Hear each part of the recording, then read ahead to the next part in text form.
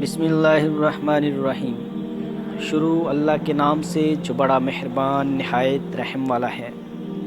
السلام علیکم ورحمۃ اللہ وبرکاتہ۔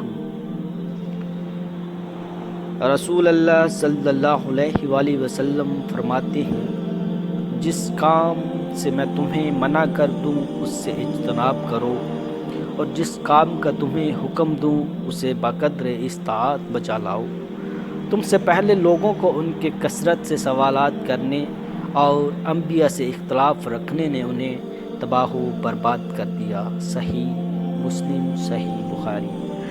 حدیث نبوی صلی اللہ علیہ وآلہ وسلم۔ جوان کا توبہ کرنا۔ حضرت محمد صلی اللہ علیہ وآلہ وسلم نے فرمایا ہے، جب ایک نوجوان انسان توبہ کرتا ہے تو مشرق سے مغرب تک کے قبرستانوں میں سے 40 دن تک عذاب ہٹا لیا جاتا ہے۔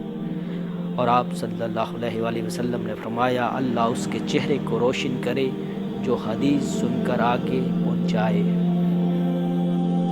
پیارے دوستو، امید کرتا ہوں کہ آپ کو حدیث مبارکہ پسند آئی ہوں گی۔